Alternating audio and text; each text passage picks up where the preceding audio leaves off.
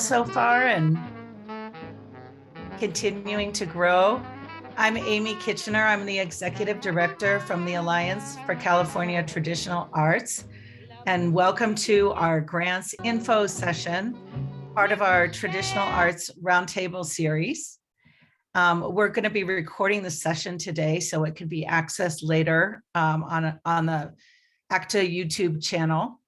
And we just begin with the land acknowledgement and paying respect to the occupied native lands that we're all on wherever we are today. I'm calling in today from another state and territory on the occupied homelands of the Arapaho, Cheyenne, and Ute peoples here in Colorado. And I would love to invite you to put in the chat what native land you are calling in from today. Basically, on behalf of ACTA, welcome. We're here. We have a really packed agenda today to share several funding opportunities, specifically for the folk and traditional arts field and other opportunities where you will be very welcome to apply and find a lot of opportunities here with the partners we have on the line with us. So I want to give you just a little bit about the flow of what we're going to do today. And we're going to be featuring 4 funders. So the programs from Alliance for California Traditional Arts, as well as the California Arts Council. That'll be in the first half of the session. And then in the second half of the session, we're going to focus on LA opportunities from the LA County Department of Arts and Culture and the City of Los Angeles Department of Cultural Affairs. So if you're in a different part of the state than LA, of course, you can drop off after the first half. So we've designed it that way. So, we'll start with the statewide, and then we'll move to more of a regional flow here. And I just really want to thank our partners who are with us today. We have Josie Miller from the California Arts Council, who's an arts program specialist there. We have Rosalind Escobar, who's a grants manager at the LA County Department of Arts and Culture.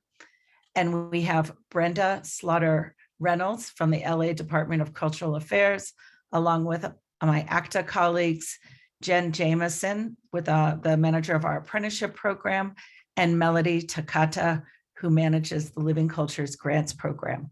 So without any further ado, we'll just launch in, and we'll hear from our ACTA colleagues about our 2 programs that we're just launching this week. So Jennifer, let's hear from you. Hi, everyone. My name is Jen. You can go ahead and advance the slide. Should that? Yes. All right. So actually, we just launched our apprenticeship program for the 2022 cycle just yesterday. Actually, if you can go back just one slide, trade that just for a second here. Yeah, so we launched the apprenticeship program. We launched applications both in English and Spanish just yesterday, and we're looking at a April 26th deadline for that program. So you're hearing about it right at the top here. And next week on March the 1st, we're going to be launching English and Spanish applications for the Living Cultures Grant, which you'll hear about shortly as well, with a May deadline. So I placed those links there, so you've got those handy. And I'll share just a little bit of baseline information about the apprenticeship program, so you can check out the guidelines and just go deeper. And then we'll have a little bit of time for question and answer as well. An advanced slide. So the apprenticeship program is a 22-year-old program of the Alliance for California Traditional Arts. The 22nd cycle is commencing with this application period. The program contracts California-based mentor artists for $3,000 to offer an intensive one-on-one training in a specific traditional art form to an eligible California-based apprentice for 6 months and up to a year. This year, the cycle is launching, it goes sort of midsummer to midsummer. So the activities would be supported between the dates of July the 15th and June the 30th. So just a couple weeks short of a year for this cycle. Again, the application is the application deadline is just before midnight PST on April the 26th, and you've got the link there. Can advance slide.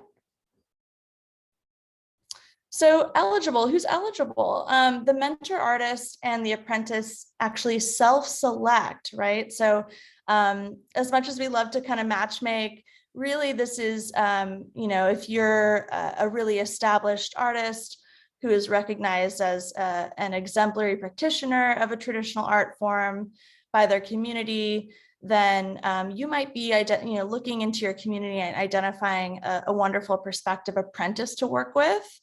And an apprentice is really someone who's not necessarily starting from square one, but really already has some skin in the game in this practice or in a sort of neighboring art form and is ready to sort of deepen that work under a period of study. Sometimes, though, we also have apprentices who have, been working in this form and are searching out a teacher to really study under. And so it really can be either way, but the mentoring artist and the apprentice will come together and apply together on one application. Both artists must be based in California, and the mentoring artist must be authorized to work in the United States. Okay, you can skip over. So this is really a wonderful opportunity with an express focus on cultural transmission of an art form or cultural expression. And it's really meant to be really flexible and self-directed. From the beginning of the application phase into implementation, the mentor artist and the apprentice will come together and design a curriculum and a work plan that works for them, that feels feasible, and they will move through that work together with occasional check-ins with ACTA, and it will culminate in some kind of public sharing or presentation at the end of your apprenticeship term. This can be online, it can be in person, as long as it's sort of up to COVID, whatever your COVID policies are in your county. And it's meant to be pretty wide and flexible. The project timeline, again, is 6 months to a year. So some folks are able to really wrap that up into a quick 6-month timeline. And then other folks prefer to take, the full year to work together. Can advance slide. So I wanted to share a few, and you can see some of these in the pictures I've included here, but I wanted to share some examples of some recent apprenticeship pairs, just so you can kind of get an idea. So we had Youngmin Lee, who trained with her apprentice Stephanie Rue in Korean bojagi or wrapping cloths in Pleasanton area, Bay Area. In 2019, we had Faisal Zaidan, who worked with his apprentice Nicole Maria Hofschneider in Arabic frame drumming. This was just this last 2021 cycle, also in the Bay Area. We had Luis Torres, who mentored his son who also was his apprentice, Arthur Torres, in Andean music from Bolivia. This was in the San Fernando Valley here in LA County. And just pictured here to the right, we had Dixie Rogers, who worked with apprentice Julia McCovey in traditional Karuk baby baskets in Humboldt County. And then we also had Z Bedrassian working with her apprentice in sharing the traditions of Armenian home cooking with Julianne Burke in Fresno. We'll see that in the next slide. So this was such a quick and dirty introduction to the apprenticeship program. There's so much more to learn about and think about, but we just wanted to kind of, give you a high level understanding of the program. This is my contact. We also have Betty, who's going to be point of contact for Spanish language applicants. And if you'll go to the next slide, Shweta, then we'll show you that we've got 2 upcoming webinars that are much fuller. We'll have a lot more, we'll have more of a chance to go deep. So these sessions are taking place on Thursday, March the 10th. This program is just going to be in English. And then we have a session on Wednesday, March the 16th, which will be bilingual. So we'll be engaging simultaneous interpretation over Zoom. So come as you are, and come with any questions that you have, and we'll have a chance to connect about it there. As always, I'm available to answer any other questions here offline. And with that, I will pass it over to my colleague Melody Takata, talk to you about the Living Cultures program. Thanks, Jennifer. So the Living Cultures Grants has been ongoing for the past 16 years. For the 17th round, we are going through a slight change. But just to give you a little background, this grant program will fund up to $5,000 per organization who is 501c3 based or tribal status. And if you are not, you can go through a fiscal sponsor who is based in California to receive this funding. But due to the changes, as you can see here, it says 2022 grant cycle will focus on 10 Bay Area counties. So to be eligible, you must be either one of these 10 counties: Alameda, San Francisco, San Mateo, Santa Clara, Santa Cruz, Solano, Marin, Napa, or Sonoma. Our grants will be between July 15th of next year, July 15th. Applications will be open in terms of being able to apply on Submittable. So please check out our website there. And let's see, what else? Yes, and it closes on May 3rd. So be sure to get in your application by that deadline. I would highly recommend that people try to submit a day before, because if there is anything that is not correct in Submittable, it will take a minute to get through it. And as we see here, the other status, the organization budget size must be under 250,000. So those are the 4 eligibility portions of this particular grant cycle. And the kinds of projects that can be promoted is to either continue cultural continuity, as well as maybe purchase equipment if needed. Anything that will help sustain and continue the continuity of the culture is recommended. We are also funding for after-school programs. So as long as it's not attached to the school, that it's something that you and I am consultation to talk about and how to make your way through Submittable. Do we have any other slides? Oh, okay. So some of examples would be supporting a gathering for dancers or for other cultural artists in terms of exchanging, such as in this one, in Los Diablos de Nunukyuku. Another one here is support for Tibetan dance and opera, develop a song book based on the repertoire of a Kongbo elder, or purchasing a instrument for their ensemble, as in the Kinara Gagaku ensemble.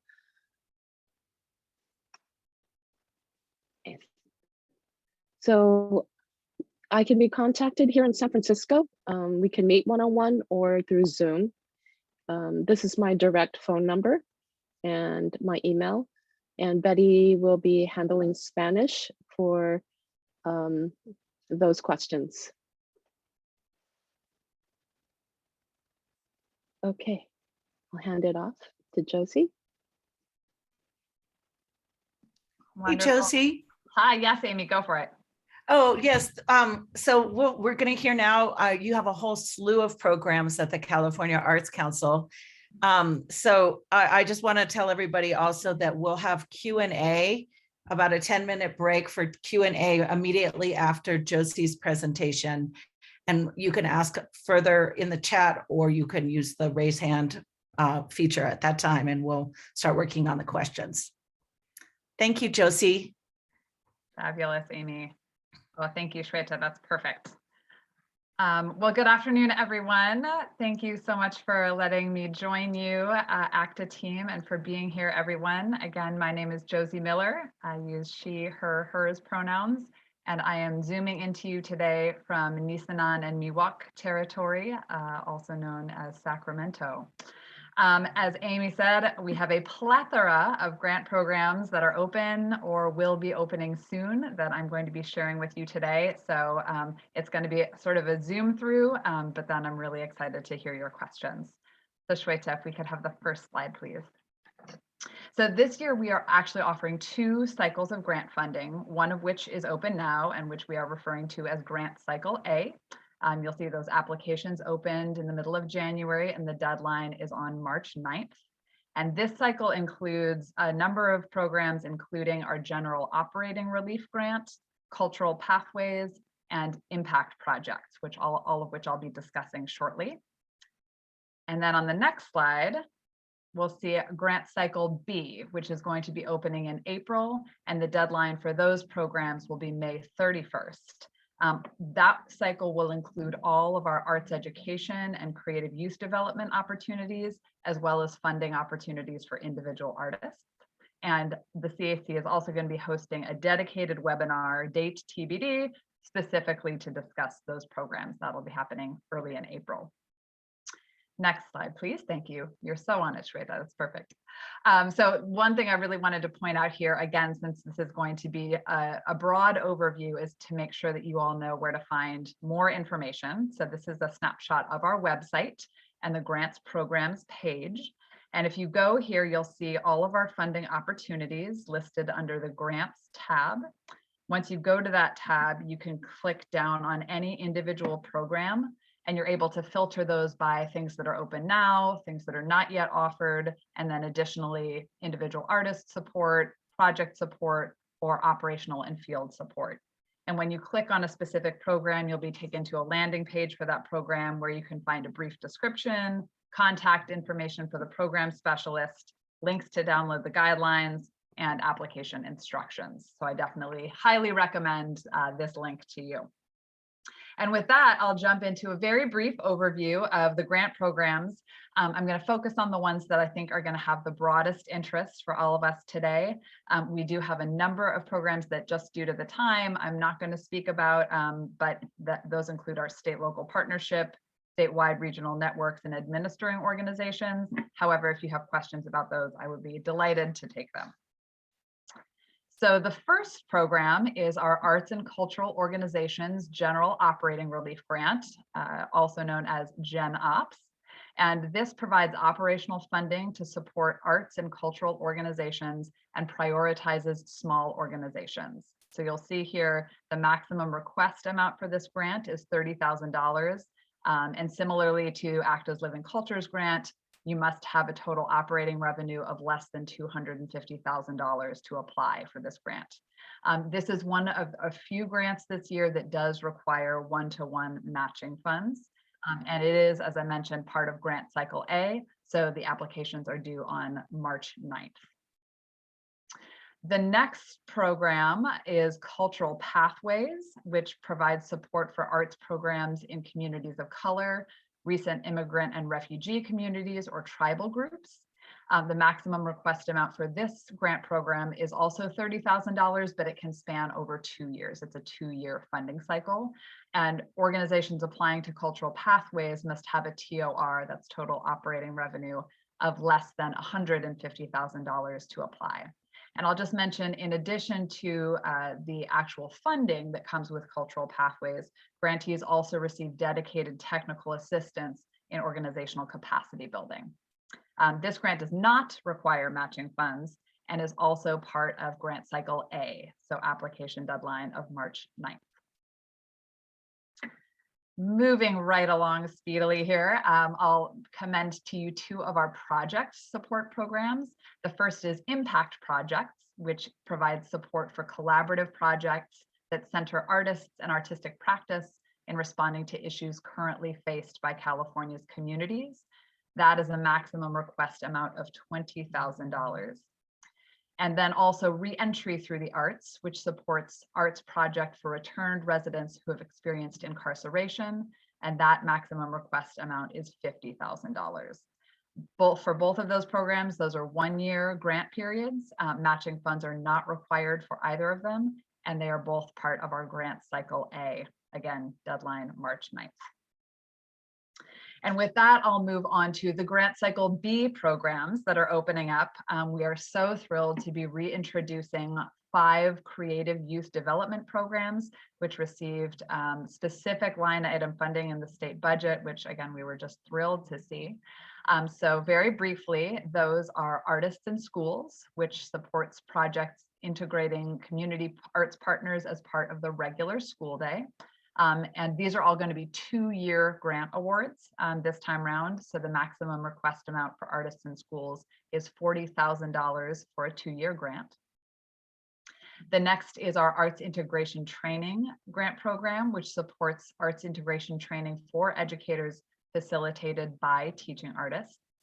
That maximum request is $10,000, again for a 2-year grant period. And Arts Education Exposure, which supports student attendance at arts performances and exhibits. That maximum request is $40,000, again for a 2-year grant period. And then if we can move forward to the next slide, the last 2 creative youth development programs are Jump Starts, which supports high quality arts education and artists in residence programs for priority youth and young people impacted by the justice system. You'll see 2 different numbers listed here. The $50,000 maximum request is for project grants. We also offer a planning grant opportunity for $2,500. And I'll just take a moment to note, Jump Starts is the one exception of any of the grant programs that we are opening both in Cycle A and in Cycle B. And you are able to apply in both cycles as long as the proposals would support different projects.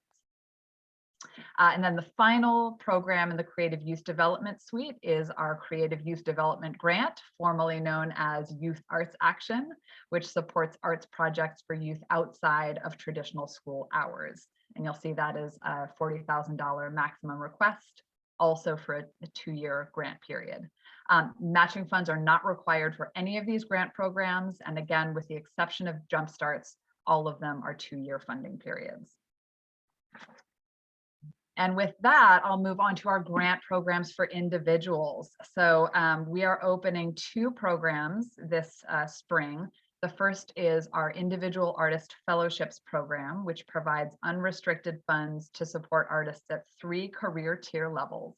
And I will tell you, these guidelines, alongside all of our Cycle B guidelines, are going to be discussed and voted on by our council body at their public meeting on March 3rd. So all of these guidelines are, again, sort of ready to be finalized and approved. The INA, Individual Artist Fellowship Grant, was a pilot last year. So it may be that more tweaks will be made by council to this program than some of the others. But I will say at the moment, the recommendations in the current guidelines are for funding levels of $10,000 for emerging artists, $20,000 for established artists, and $40,000 for our legacy artists. Additionally, the timeline for the grant activity period and the application opening is also going to be finalized by council. So please do keep an eye out after that March 3rd meeting. And then the second individual artist funding opportunity is our rapid relief for individual artists and cultural practitioners. Yerba Buena Center for the Arts received a grant from the CAC to act as the administering organization for this grant. So you would be applying through YBCA, and those applications will also be opening in April.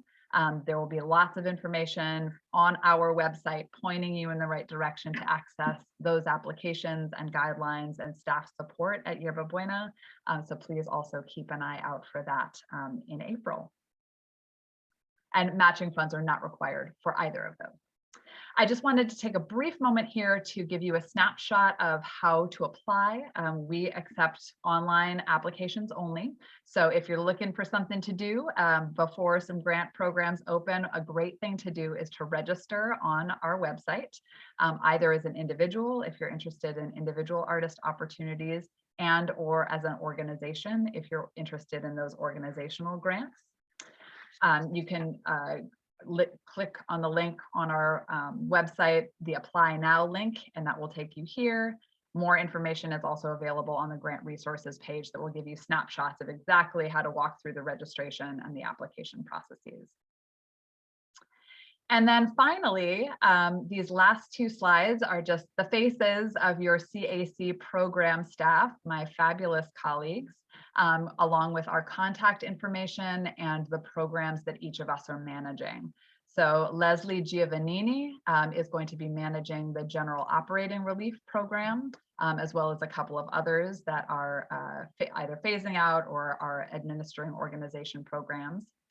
There I am in the middle. I am managing the state local partnership programs. I'm also managing both the rapid relief for individual artists and the individual artist fellowship programs. And then my colleague Natalie Peoples is managing impact project programs, as well as our reentry and jumpstart programs. And then on my very last slide, this is the rest of our programs team: Catherine Kenton, our race and equity manager, Mariana Moscoso, our arts and corrections manager, and Jacqueline Ruiz, our arts program analyst. And then our brand new colleague, Amy Garrett, who's our newest arts program specialist. And Amy is going to be managing the entire creative youth development suite of programs. So with that, again, whirlwind overview of the California Arts Council's grant programs. I will hand it over. Thank you so much. And I'm very excited to hear everybody's questions. Thank you, Josie. Amazing. It's so good after so many years to see the California Arts Council funded to a much greater degree than it has been in the past. So we're going to questions now. And what the options would be to go ahead and put in the chat your question. And Suzanne here on our ACTA team will read them out and direct them to the appropriate person, or you can use the reactions button and raise your hand and we'll call on you and you can verbally tell us your question. So, so these will be about the ACTA programs and the CAC programs. And then after this, we'll be moving to the LA-based programs. Josie, our first question is from Pamela Gutierrez, and she asked for the Jumpstart grants. If you're not awarded on cycle A, can you apply with the same project for cycle B? That's a great question. So honestly, I don't know that the timing of that would work because grant cycle A will be being adjudicated when the grant cycle B application is due. So that was one of the reasons why we wanted to make sure the two projects were for different projects. Also, the funding cycles themselves will overlap. But if, say, you put in a proposal for cycle A and you weren't funded, you certainly could apply in 2023 with that same project. Thank you. And then Marisela, I see that you have a question. Yes, hi everyone. Thank you for having me. It's about ACTA program, about the apprenticeship program. One of my questions was if I could teach my own children with that program. And second, I went online and checked the form, and it says about expenses and all that stuff. My question is that teaching my own children wouldn't cost any traveling, and teaching the trumpet would not expand anything more than maybe the last show to present a job. Would that just be considered okay? Like, how does that work? I have to pay myself as well, right? Yeah, thank you, Maricela, for that question. So actually, in the slideshow, I showed one example of a father and son apprenticeship team. So it is perfectly eligible in our program for relatives to be working on that cultural transmission, whether it's mother, daughter, aunt, grandfather, grandson, whatever arrangement. And although we do have, a program does have a particular focus on sort of one-on-one focus. So you might sort of think about which child of yours is sort of ready to kind of endeavor that deeper learning. And then I also want to talk about the budget form. I think we can talk in greater detail about this at that other webinar coming up, but we have a budget form that asks you to just very briefly share with us what kinds of expenses might you expect to move through the apprenticeship program. You're totally welcome to just allocate all $3,000 to the mentoring artist teaching fee. That's perfectly fine. But if your apprenticeship might also involve traveling, or if your apprenticeship work might also involve equipment, supplies, things that you just need, then that's where you can kind of tell us that story through that budget form. Thank you. Charles Douglas here. Performing Arts for Life Education Foundation, South LA. One question is, when is the next seminar? I came a little late to this one, so I'll make sure I catch everything, okay? So I want to be on top of my task, okay? Once again, Performing Arts for Life Education Foundation in South LA. We teach funkified Shakespeare. That's me. Charles, are you asking Yes. about an ACTA webinar or another? When is the next, program? next ACTA? There are two ACTA webinars coming up on March the 10th and March the 16th. We'll have someone put it in the chat, but you can register for either one of those on our website at actaonline.org/apprenticeships. Excellent. Thank you. Great. Okay. Josie, I have a couple more questions for you. First, Leica's question, for the CAC programs, for the Cultural Pathways Grant, how is recent defined in terms of time when speaking about funds for organizations, projects focused on recent immigrants and refugees? That is a great question. I don't believe that we specify that explicitly in the guidelines. So I think that would be up to the applicant. If your constituents and your organization feel as though the folks that you serve are recent immigrants, then you would be able to talk about that in the proposal. But there are no specific numbers of years, say, for example. Thank you. And then one more question, another question for you, Josie. Cecilia's question. For the CAC Impact Project grants, can the local artists be the same group of people as the community members engaged, or do they have to be two distinct groups? Great. So yes, certainly the artists that you're serving can also be the community that's involved.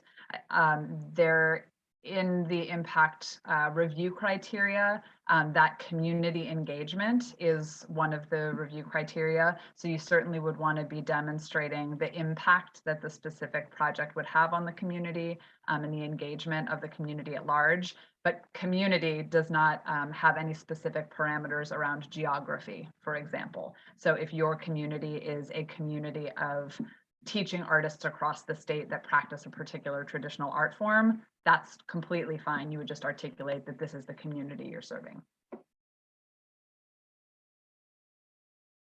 Great question. Thank you, Josie. And then Jen, I see a question for you in the chat from David. For the mentorship program, for the apprenticeship program, would native instrument building qualify, or does it have to be performance-based? Yeah, so that absolutely sounds like a lot of past apprenticeship program pairs. So we have pairs working on different kinds of instrument building or lutherie. So I think that makes sense. I think that sounds like a good project for the apprenticeship program. And the apprenticeship program is really wide open to traditional cultural forms that are performance-based, visual arts, craft or material culture-based, foodways-based, ritual-based, and so forth. So just reach out if you have questions.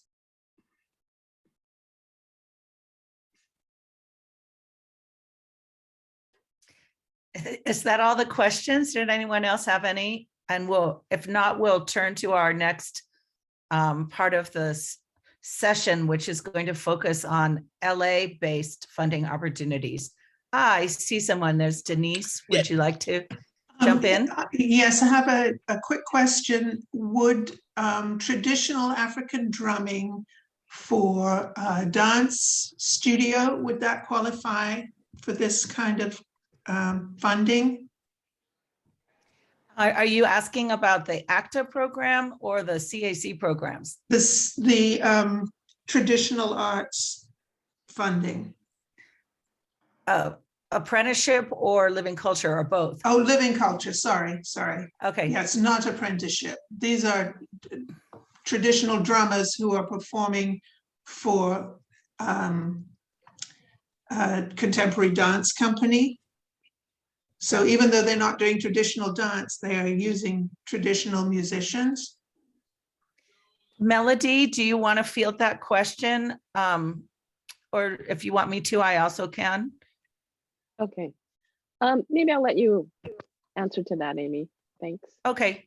Well, kind of tied to our whole definition of folk and traditional arts is the idea of culture bearers who are part of a community of practice. So like, it's really in the context of a community. So if this one might not be as competitive as something where the project was about the transmission and the art making of a traditional art form that was grounded in its community. So, but you know what, we'd be happy to talk with you more one-on-one, and that's one of the hallmarks of our ACTA programs, is that we're very happy to talk with anyone who wants to call us and bounce ideas off us and have, where we can guide you, whether, what just guide you through the process and help you make your proposal the most competitive, or if it's not something that we do, direct you to other potential resources. Terrific. Thank you very much. And I apologize because I did miss the beginning of this presentation. Thank you for coming. Okay, any other questions? And we're going to move on to LA, but one thing before we do that, I just wanted to ask Josie if people have questions for CAC, do they call the staff member or email, or what's the best way to get your answers answered? Absolutely. And thank you for asking that, Amy. So the best way to be in touch with CAC staff, the first thing that I would point everyone towards is our frequently asked questions page, which is very, very robust, has different categories that you can look at, and those will address the most frequently asked questions. And then after that, email tends to be the best way to reach the program specialists. And each of us have, again, our particular names that are in email. I will put mine in the chat right now, and I'll also grab the staff page so that you can identify the specialist for the program that you're specifically interested in. Fantastic. Okay, at this point, we're going to turn to LA. Amy? Yes. Sorry, we had one more question slide in. Go ahead. Is the ACTA Living Cultures grant only open to Bay Area counties this year? Yes, and that's a change from our past practice of it being a statewide program.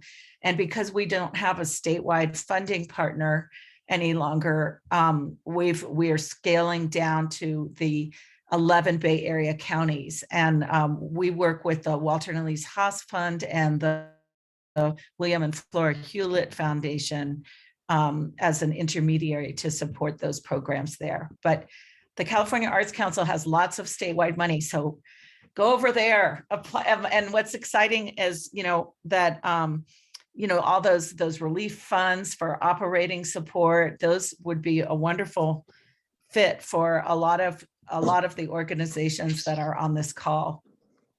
So I'm out of ACTA. Charles Douglas is out of ACTA. How's that something? I'm in South LA. Correct? Hi, yeah, so stay with us, Charles. We're going to talk Okay, about I two will. more Sorry, I programs. will. And Yes, I will. I'm gonna turn now to Rosalind Escobar from Okay. the Hi, LA Rosalind. County Department of Arts and Culture to share about those funding opportunities. Rosalind, Hi, thank you, Rosalind. and take it away. Hi, Charles. Hi, everyone. I see a lot of familiar faces. It's lovely to see you all. I hope you're all having an okay afternoon. It's really wonderful also to be with my colleagues here in the field, learning more about all the grant and professional development opportunities here. I am representing the Grants and Professional Development team at the LA County Department of Arts and Culture. I am the grants manager. I manage the organizational grant program on behalf of the county. So I'm here today really to kind of be a little bit of a guide around what we are offering for nonprofit organizations, both focused in the arts and those that are doing more social service, social justice work. I'll start with our mission. So the mission at the LA County Department of Arts and Culture is to advance arts, culture, and creativity throughout LA County. We do this through services that we provide to the field, including grant funding and support to over 700 nonprofits throughout the county each year. We've implemented a regional arts education initiative to restore arts education to the county's 81 school districts. We manage the county's civic art program and policy, and we fund the largest arts internship program in the country, which I'll tell you about. So all of this work is guided by our cultural equity and inclusion values and vision. We have guiding principles around this work, which are the following. We believe that every individual should have access to and participate in creative thinking and expression, that every individual has the right to engage in arts and culture that celebrate their highest potential. Our county's diversity is an asset to our arts and cultural environment and our economy. And including communities through the arts and culture, achieves our highest potential by promoting mutual respect and understanding. So this guides all of our work. And so, we're hoping to really be able to be a partner here in the work that's happening throughout the county. The opportunities that I'm going to talk about are meant for organizations in LA County providing services within LA County. So I'll just say that up front, because I know there might be some folks here that are from out of the county. So I'll review some of the current grant opportunities that we provide, opportunities for college students and opportunities to serve as panelists. So just keep in mind that most of these opportunities are specifically focused on nonprofit 501c3 or fiscally sponsored organizations with a Model A agreement with their fiscal sponsor. And though we do have a lot of opportunities for individual artists that come up via, calls for artists and professional development opportunities, I won't be focusing too much on that because those kind of come up sporadically. And so I kind of just encourage everybody that is interested in those types of opportunities to stay connected with us either through e-newsletter or through our social media channels. And I'll share those so that you can stay connected and aware of what's happening. So I'm going to talk about 3 specific opportunities: the organizational grant program, the community impact arts grant, and the Arts Internship Program. All of these programs, the next application period will open in the fall of 2022. So it's coming up. And those will be for contracts that begin in 2023. So I'll start with the Organizational Grant Program. Some of you are grantees of this program, so you are probably familiar. The Organizational Grant Program provides its operating support for nonprofit arts organizations throughout LA County. This funding is meant to support the capacity of all these organizations through 2-year grants. This is project-based funding that happens over 2 years, but the project can really be anything. So it's meant to fund the biggest need of the organization. These are cash match grants. And the project scope can be really overarching. A lot of times this funding is supporting salaries, it's supporting annual events, supporting free access to free programming. So it really runs the gamut. It's a spectrum of different types of programs that we support. And so I'll tell you just a little bit about some of the eligibility requirements. So in order to be eligible for this program, we require that the organization be either one of these two things, either a 501c3 organization that has completed 2 years of programming by the time of application, or a Model A fiscally sponsored organization. Model A means it's a comprehensive fiscal agreement with the fiscal sponsor. And I can give you more details on what that means, but it's a specific subcategory of fiscal sponsorship. These organizations should have principal offices in LA County, have a mission to provide arts programming. We also have another program that I'll tell you after this for organizations whose specific mission is not to provide arts programming, but who are doing some of that work with more of a social service, social justice mission. In addition to that, you should have a budget that is dedicated to arts programming and activities. So we will look at the budget and see what percentage of your budget goes to those types of programs. Have a functioning board of directors and at least 2 years of programming completed. I think I just said that. Those organizations are eligible. The ones that are not eligible are folks who are doing work specifically to raise funds. So if you're not doing programming, then you might not be eligible for this grant. Educational institutions such as universities, schools are not eligible. Individual artists are not eligible for this grant. Organizations who are city or county departments or agencies like Friends of 501c3 partners of these agencies are not currently eligible. If your fiscal sponsorship is Model C, or I forget what the other term is, it's not a comprehensive agreement, not eligible. Social service, religious, or welfare organizations are not open to the public, also not eligible. And if this policy might change, but if you currently have a deficit of 20% or more over 2 years, you may not be eligible. However, that might change when we create our new application. So I just wanted to give you kind of a checklist of, because this application is kind of extensive, I wanted to kind of give you a snapshot of what are the pieces that you have to put together to kind of be ready to apply for this grant, because it is helpful to kind of be ready early and start some of these pieces early on before you even actually look at the application. So primarily, one of the big things is the SMU Data Arts Cultural Data Profiles. Those can take a while to fill out. So if you're interested in this program and you think that you might be a good fit and you in the future may want to apply, it's a good idea to start to explore culturaldata.org is the website for SMU Data Arts. And one of our requirements, one of the major requirements is that we see a summary of the last 3 years of programming, marketing, and financial information from those cultural data profiles. Those are attached in the application. So because that's kind of a lengthy process, you may have to kind of put your accounting together and match it up with the way that SMU Data Arts asks their questions. We always encourage folks that are interested to kind of start to look in that on that website and start to explore and maybe even start putting some of that info in early on. We currently require a 990 to be attached with the application. And in addition to that, we also request a statement, policy, or plan regarding the organization's vision and work within cultural equity and inclusion. And that has to do with our cultural equity and inclusion initiative.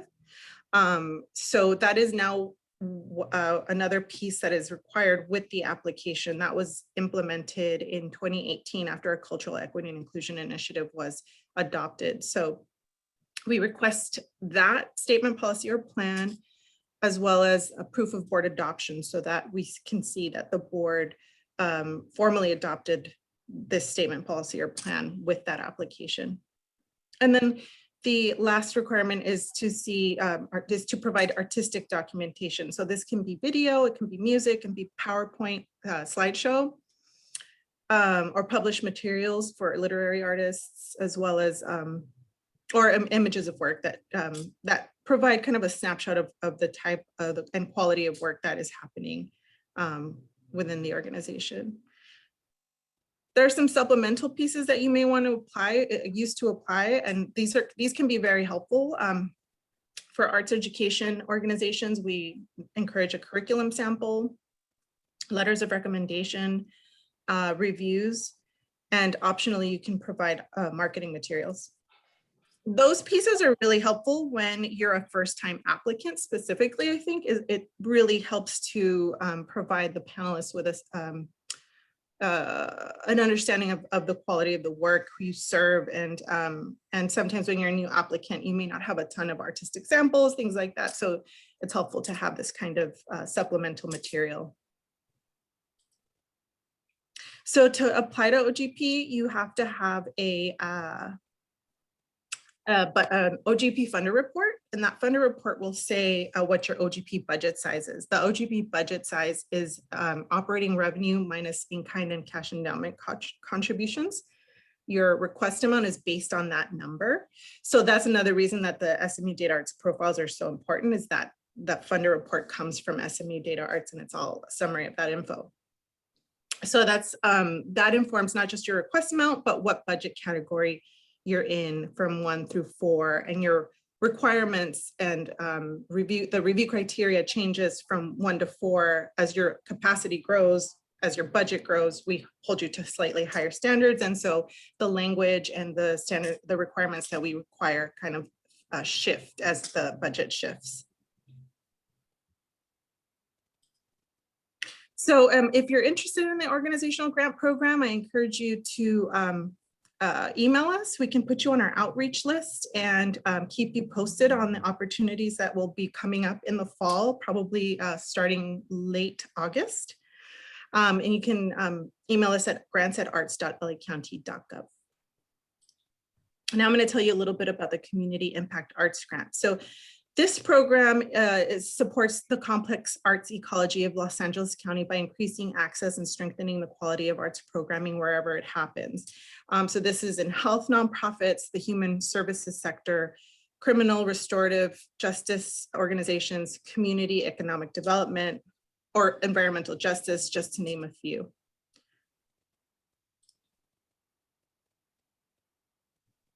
The CIAG program recognizes the value of the arts as a vital tool for civic problem solving across a range of issue areas.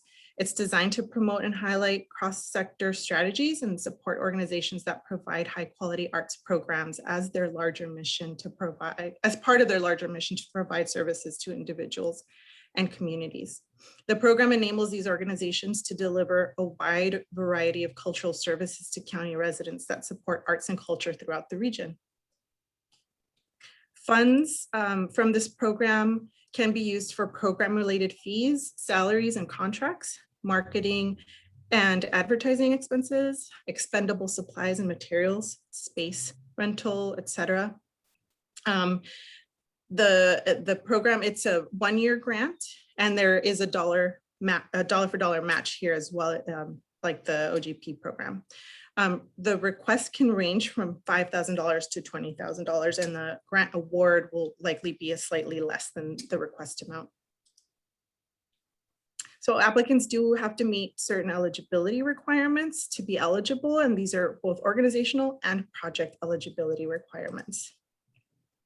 So for organizations, it's the same as OGP, either 501c3 nonprofit or a fiscally sponsored organization with a Model A agreement. Operating budgets should be under over $25,000, and the principal offices of the organization should be within LA County. There should be a functioning board of directors that meets regularly, and 51% of the members should be residing in California.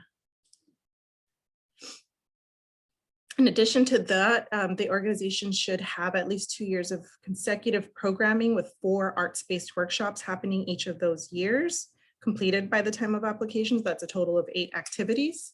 And it doesn't have to be specifically arts programming, but the arts should be a integral part of whatever that workshop or programming was. The Community Impact Arts Grant will also open up in the fall 2022. Additional details, you can email us at ciag@arts.lacounty.gov. And lastly, I'm going to tell you a little about the Arts Internship Program. So folks who are OGP or CIAG grantees are both those groups are eligible for this program. The Arts Internship Program supports and strengthens the cultural sector of LA County by providing access to high quality opportunities for college students of all backgrounds to gain experience, understanding, and transferable skills relevant to careers in the arts, the creative economy, and engagement in public life. This program has been around for since 2000. And over 2,500 students have participated and contributed over 1 million work hours to the field through this program. It's the biggest arts internship program in the country. Eligibility requirements for this program, a 501c3 status or fiscally sponsored, with a mission to provide either performing, presenting, literary arts programming. You can be a local or municipal arts agency. Should be based in LA County with primary offices located here and with a mission that reflects arts programming in LA County. The organization should have the ability to show that they've provided a minimum of 4 public programs or performances per year. A board that meets regularly with 51% of the board at least residing in California, and the complying with laws and fair labor standards. The organizations should show that they have the capacity to recruit, hire, and supervise an intern for 400 hours, a substantive, engaging on internship project rooted in the arts, be able to show an interest in mentoring a newcomer to the field, and the ability to comply with the requirements of the program, including forms and final reports. So there will be supervisor orientations that will happen in April 2023. This is an old date.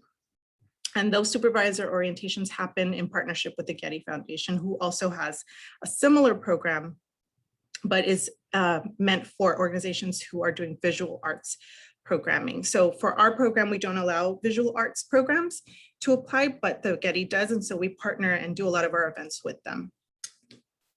Organizations that are not eligible to apply here are colleges or universities or museum or visual arts organizations.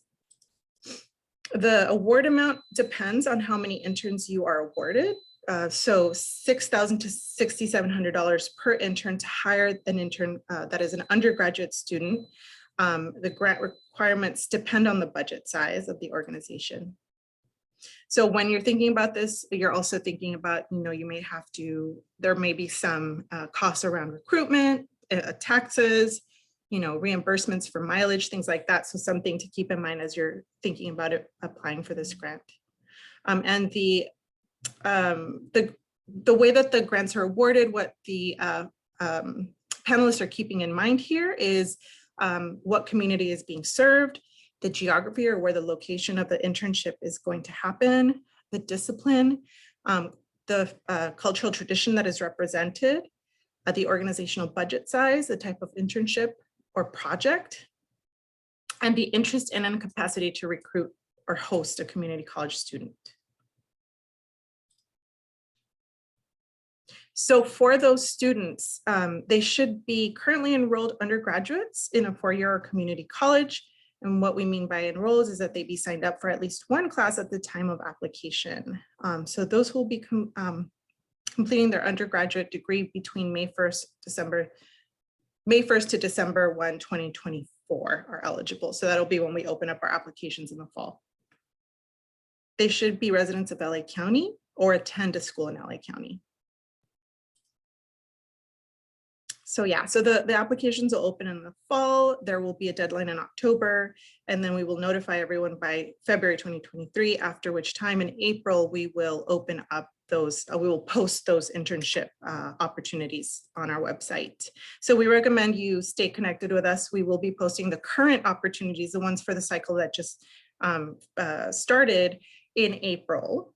So share that information along to any college students who might know. And lastly, just wanted to give you a little bit of a encouragement to sign up to be a panelist, but especially if you're an individual artist or an organization that is not yet a 501c3 who is considering, you know, applying to any of these opportunities. It's helpful to kind of see the nuts and bolts of how this funding gets awarded. And so by serving as a panelist, it gives you kind of a bird's eye view of what's happening in the county. And so it's a really great opportunity for anyone that's interested. So if you are, please visit our website. I'll put this link in the chat. You can nominate yourself to be a panelist and sit on our upcoming panels for the upcoming year.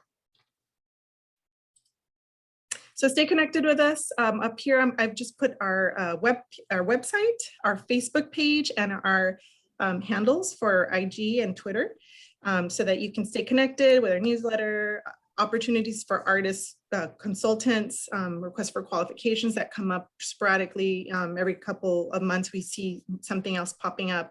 And then also our professional development and technical assistance events that we host and co-host or promote in partnership with art service organizations that we work with. That's it for us. Wow, Rosalind, that was so much really good information. Thank you. We're going to, last but not least, we're going to now turn to the LA City Department of Cultural Affairs and hear from Brenda Slaughter Reynolds, Arts Associate, and then we'll take another round of questions. Thanks so much, Amy. Hi, everybody. It's nice to see some familiar faces out there. Really excited to be here and thankful I have the opportunity to share these opportunities with you. My name is Brenda Slaughter Reynolds. My pronouns are she, her, hers. I am coming to you from the unceded Tongva territory, now known as Studio City. I work for the Department of Cultural Affairs. I am part of the small but mighty Grants Administration Division. And with the Department of Cultural Affairs, we are a leading progressive arts and cultural agency, providing access to quality visual, literary, musical, performing, and educational arts programming, in addition to many other things. I'd like to focus today on individual artist programs. I would also mention some other programs that may be of interest to you. Very much like the county, our grant program is annual based on the city's fiscal year. So the programs I'm going to talk to you about are going to open up this fall. First, I'd like to talk to you about these two individual artist programs: Neighborhood Engagement Artist Residency, or NEAR grant program, and the Creative Opportunities Optimizing Promise grant program. The NEAR grant program can consist of either 6 sessions for $6,000 or 12 sessions for $12,000. Both of these include one culminating event open to the public. And DCA will provide NEAR grants for up to 22 separate teaching artists. Ideally, we would like to place one in each of the city's 15 different council districts. Each applicant is encouraged to pick their first, second, and third choice, as the applicant's ranking is based on their panel score and council districts to be served. And so in some cases, they may be asked to move to their second or third choice. The Creative Opportunities Optimizing Promise program are residencies funded at $15,000, with $12,000 allocated for artist payment and $3,000 allocated for the social justice organization administrative expenses. DCA is going to provide co-op grants for up to 15 separate teaching artists that pair with social justice organizations. And the emphasis is going to be on projects in the federally recognized South LA Promise Zone, which is City Council Districts 8, 9, 10, and 15, south of the 10 freeway and north of 228th Street. The co-op residencies will consist of 11 sessions with one public culminating event. The overall number of near and co-op grants and their contract amounts are always going to be contingent upon DCA's budget for its upcoming fiscal year. These residency programs support artists in providing community-based participatory projects. Near and co-op residencies take place in self-selected non-arts venues throughout the city of Los Angeles in order to gather, connect, and inspire audiences with the underserved or little exposure to artistic and cultural opportunities. DCA's public residency program strives for an equitable distribution all over the city. Some of the near and co-op goals are to supply creative arts resources to neighborhoods, to the host partner organizations in each council district by providing direct and intimate and immediate access to contemporary teaching artists. We're hoping to support projects that will consistently engage no less than 20 participants on some topic of thematic learning.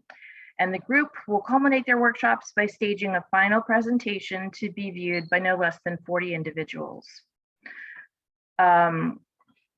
We like to sponsor the implementation of educational, participatory 6 or 12 session residencies by a whole spectrum of teaching artists.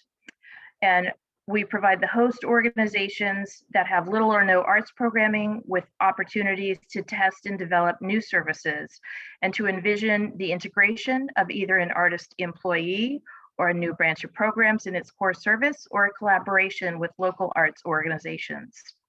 This is to position the arts and creative activities and organizations with little or no arts programming that wish to build opportunities, test, develop services, envision integration, and hopefully employ a new branch of services at their organization. These programs are open for applications every year. The applications are always due the last week in October. Prior to the application, DCA will hold workshops explaining the application and walking you through the guidelines.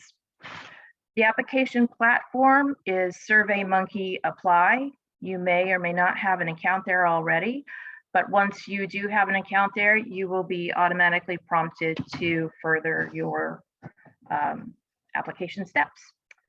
Next slide, please. A little bit more about the Neighborhood Engagement Artist Residency, the New York Grant Program. It has a local neighborhood focus, and it's meant to support local initiatives in neighborhoods where artists live and work to provide authentic, cohesive collaboration in the neighborhood. Near applicants are going to propose a residency involving a relationship with a non-arts host organization, and the workshops are going to take place at the host organization. We hope to be back in person, not online again. We are very hopeful for that. Majority of the residencies taking place within the non-arts organizations could also be a non-arts for-profit business, as long as the partner host venues are appropriate and accessible to the general community. Competitive near applications are going to gather, connect, and inspire the participants and the audiences who've had little exposure to the proposed type of cultural opportunity these residency projects offer. Next slide, please. The Creative Opportunities Optimizing Promise Grant Program supports collaborations between any nonprofit social justice organization and a creative teaching artist. This can be a freelance artist or an artist already working with a nonprofit organization in the same community as the social justice organization. Co-op is a special partnership. It involves freelance teaching artists, social activation artists, and social practice artists in providing community-based participatory projects in self-selected non-arts venues of the city. The co-op residencies should be sustainable activities and projects that emphasize the creative process, community participation, creative thinking, and skill building. And they will all result in at least one low cost or free public presentation. 11 sessions with one public presentation. Applicants for this co-op residency grant may be social justice organizations or nonprofit organizations opening or continuing a fresh partnership with a social justice organization in any district of the city, with special attention, once again, I bring up South LA, Council Districts 8, 9, 10, and 15. The teaching artist can also be an employee of a nonprofit arts organization and use the methodologies learned at their nonprofit to offer these services outside of their hours and perform an independent residency. The priority of the co-op grant program is to connect freelance artists and social justice organizations for new projects, entirely new or in a pilot phase of less than 4 years. Some small artist ensembles are also eligible to apply if the social justice organization is willing to employ 1 to 3 assistant artists under the direction of the lead artist. And that would be an artist whose community-based practice has been largely self-developed and remains primarily self-directed. Next slide, please. So eligibility. For a near residency, applicants must be residents or headquartered in the County of Los Angeles. Applicants should be teaching artists, or they could be a collaborative duo, team, ensemble under the leadership of a single applicant. They must be freelance entrepreneurs with community-based practices that have been largely self-developed and remain primarily self-directed. Near applicants will propose a residency involving a relationship with one non-arts host organization to take place at the same host organization's location. Non-arts venues include places like social service centers, senior centers, social benefit agencies, community centers, recreation facilities, libraries, youth centers, rehabilitation centers, family resource centers, healthcare facilities, hotels, malls, business centers, science and research facilities, transit centers, and even faith-based organizations. Next slide, please. For the co-op residency, these applicants can be the social justice organization that I spoke about, or a nonprofit organization continuing or operating their fresh partnership with the social justice organization. The teaching artist may be an employee of a nonprofit, and the co-op workshops led by the artist should employ the methodologies of the artist that they have mastered to launch or sustain the partnership that benefits both the social justice organization and the artistic practice. Next slide, please. For more information on the co-op and the NEAR grants, please visit the DCA main website, culturela.org. From the main page, you will see a menu called Programs. On the drop-down, just hit Grants, and you will see all of our programs. So I'd like to mention just a couple more programs, and they're open right now for applications.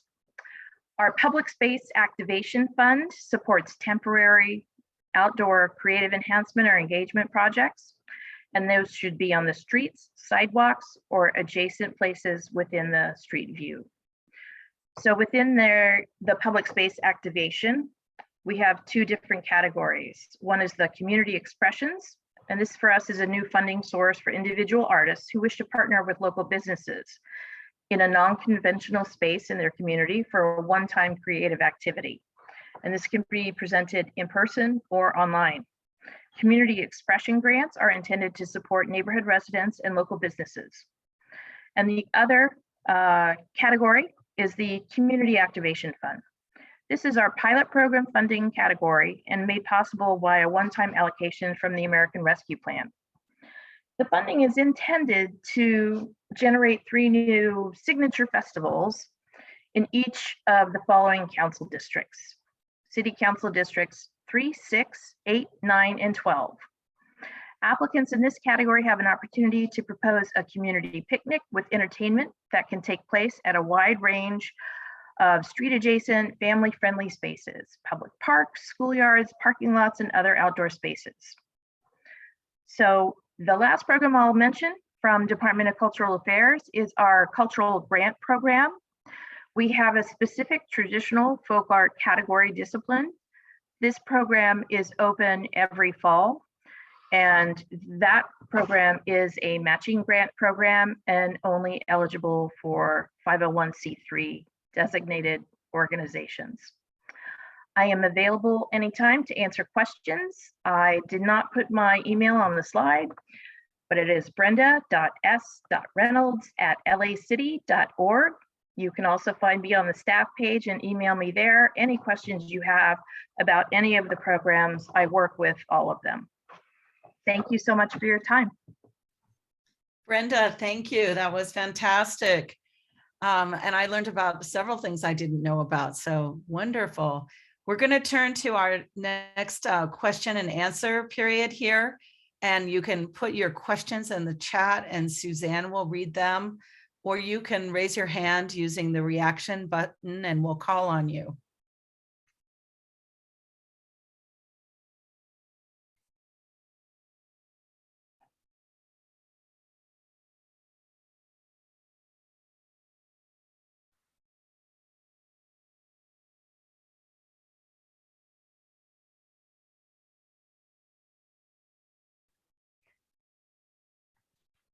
I have a question. If we made it to the end of this meeting, do we get a grant? A matching grant or?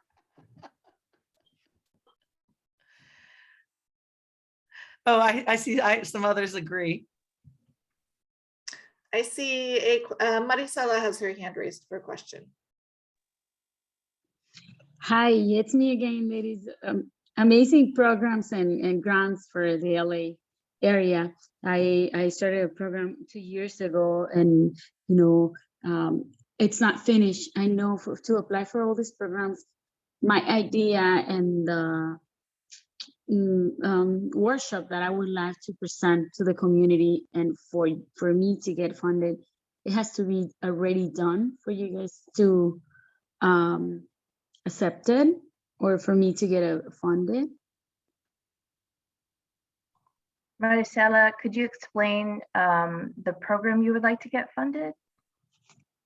Yeah, it's a program for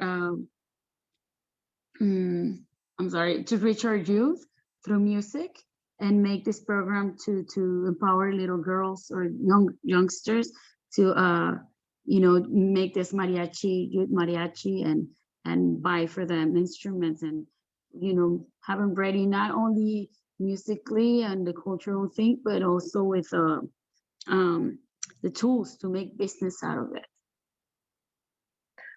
That would seem to be a very eligible project for the NEAR grant category. What you would need to prepare in advance is some sort of incremental workshop flow for learning on both the cultural aspect and what you hope to teach in each workshop. So we have to incorporate, I would have to incorporate the cultural value of my work and also teaching. More importantly, the teaching. So we could see the plan moving forward leading up to the public presentation of what is being taught. Okay, I'll follow up with the next meeting, and I'm new with this, and I'm very excited to see that in fact it's possible what I had in my mind without knowing anything about this. Wonderful. No, it sounds like a perfect match to me, and I would be happy to walk you through the application. Amazing. Thank you very much.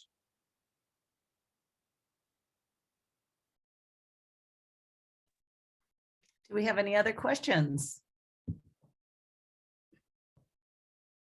Okay, I think we can wrap up, but I want to thank our presenters today, Jennifer and Melody and Josie and Brenda and Roz, and for all of the information you shared, which was quite comprehensive given the short time frame here. And I hope it was really helpful.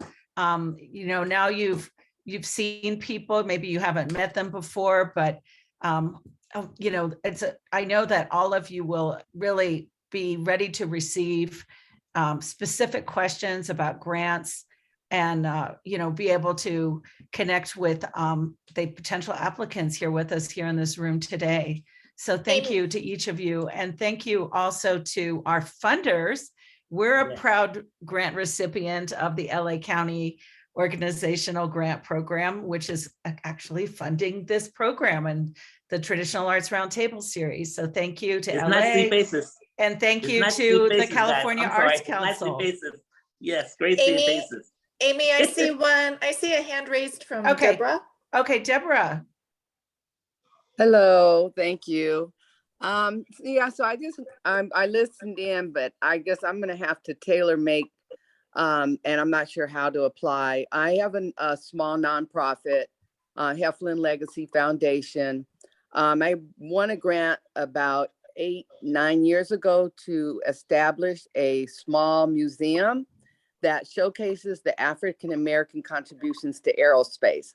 And my nonprofit basically supports that museum, but also has a vision of supporting blues, jazz in the community. But right now we're looking for funding to do a celebration of the 10th year, because it'll be 10 years since the foundation or the creation of the museum. We've done COVID kind of put a stomp on our slap in the face for what we were doing, but we've done a number of science academies. We've done things like have guest speakers to come in and encourage the kids to go into those fields. We've had science experiments with parents come in. We've had different things, but in the last couple of years, because of COVID, we haven't been able to actually be on the campus, but we're looking forward to the 10th year, which is on 10/10/22, to have a large celebration to really encourage the kids. The community is primarily African-American and Latino. So I'm not sure how it would fit in, because the arts part could be included in terms of having, introduction to jazz at the actual ceremonies, but depending on the funding, we're not sure what we even want to do or can do based on funding. Deborah, thank you for your question. And I think, we profiled 4 different funders here today, each with different specific focus areas. But I think that there's probably a piece of what you're saying that might fit or could be tailored to many of these. And I would encourage you to reach out to the program officers here on the call with us today and maybe explore that or what that means for their specific program. Okay. Unless any one of you wanted to jump in right now and elaborate any further. I think it would be helpful to do a one-on-one conversation just to hear a little bit more. Okay. Just, yeah, because it's easier to give you an answer when we know the nuances. Okay.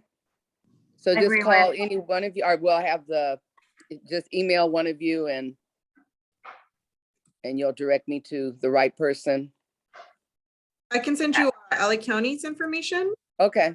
I do have that. Okay. Okay. I'll follow through. And Thank you. I see Charles, his hand is up. Yes, I want to say, as the oldest artist around here, it's great having this webinar.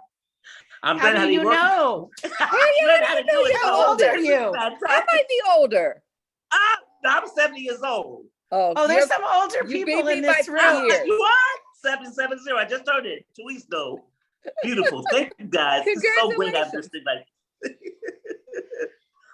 I would just invite any of our older elders to to stand and so we can respect you appropriately. Thank you. It's not easy. Thank you.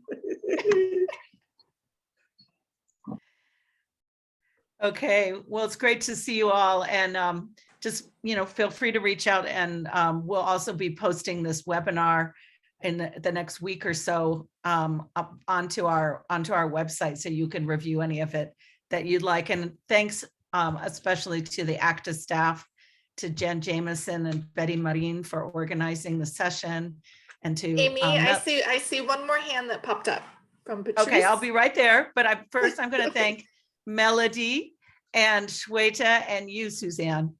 Okay. Is that Patrice? Patrice. Mhm. With all of these seniors jumping in or elders jumping in, are there ever grants Don't go there, don't go there. funding for elder artists? I don't see any there. I see the youth focus, but are there ever grants for elder artists? Well, I think, yeah, specifically, I'm not sure, but I know each of our programs probably has areas of elder recognition. I can speak for ACTA and say, often we're supporting really senior level mentor artists in our apprenticeship program, right? Who are working to pass on their culture and tradition to someone in the next generation. But I think probably the answer, and I'll defer to our panelists here, that there's a resounding yes there. Okay, there is. I mean, not as a mentor, but someone who got into the field wherever they are later. And so you're a senior and you're emerging or mid-career artist, but I don't see a lot of grants and support for that age group. So I wanted to just jump in because I actually have an opportunity specifically for that, for folks who are elders who are artists. Yeah, and so I'm gonna put it in the chat. And yeah, and if you email me, I can also send you like the flyer with all the information. It's a foundation that just has been doing this work, but just recently reached out to me. Seniors that are artists and may want to apply for this funding. And it's like an opportunity to work. Perfect. Thank you, Rosalind.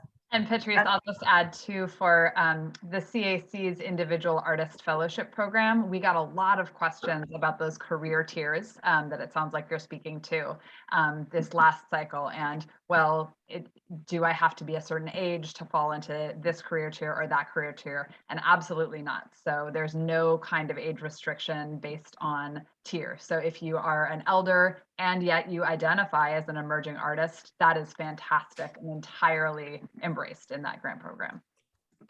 Thank you. I'd like to also jump in and just say that none of our programs have an age limit.